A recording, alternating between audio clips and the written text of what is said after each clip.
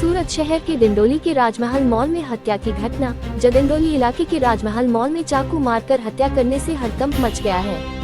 प्रारंभिक जानकारी के अनुसार यह बात सामने आई है कि राज अजय दुबे नाम के युवक की गर्दन और छाती पर चाकू से वारकर बेरहमी से हत्या कर दी गई है।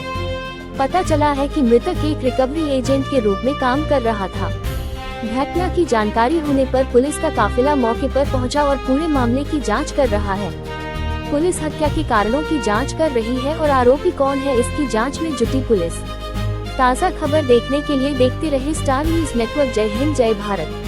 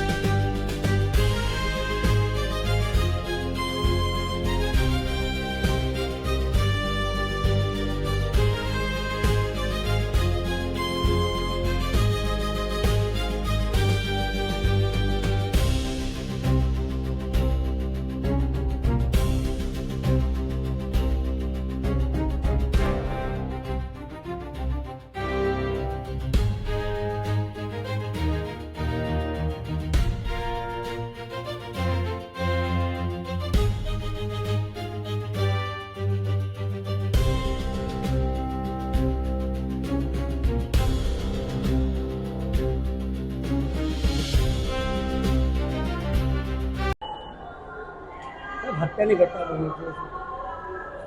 આજ રોજ આશરે 7:45ની આસપાસ ડિંડોલી પોલીસને એક ટેલિફોનથી જાણ કરવામાં આવી કે રાજમહેલ મોલ જે છે એના ફર્સ્ટ ફ્લોર ઉપર એક ડેડ બોડી પડેલી છે.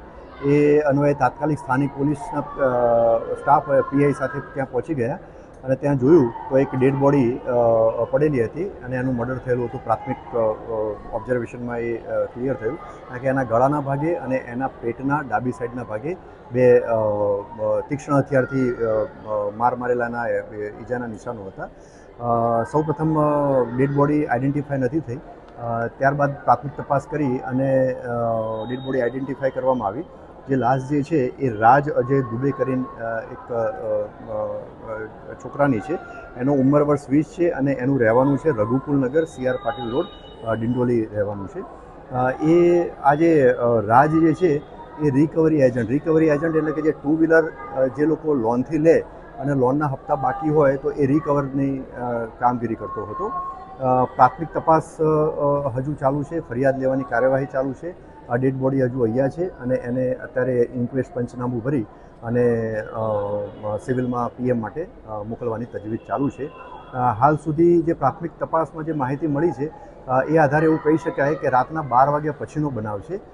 હજુ આરોપીઓની ઓળખ નથી થઈ, પણ મેં આપને જેમ જણાવ્યું કે હાલ પ્રાથમિક તપાસ ચાલુ છે અને તપાસ બિલકુલ પ્રાથમિક તબક્કામાં છે. ફરિયાદ લેવાનું પણ હજુ કાર્યવાહી ચાલુ છે. એટલે પોલીસ ટીમ અલગ અલગ એંગલ ઉપર અને અલગ અલગ ડાયરેક્શનમાં કામ કરી રહી છે. અમે ખૂબ ઝડપથી આ જે ગુનો કરવાવાળા જે આરોપીઓ જે છે એમને ઝડપી અને વ્યવસ્થિત તપાસ કરી અને આગળની કાયદેસર કાર્યવાહી કરી અને એમને સજા થાય એ દિશામાં અમે સખતમાં સખત કાર્યવાહી કરીશું.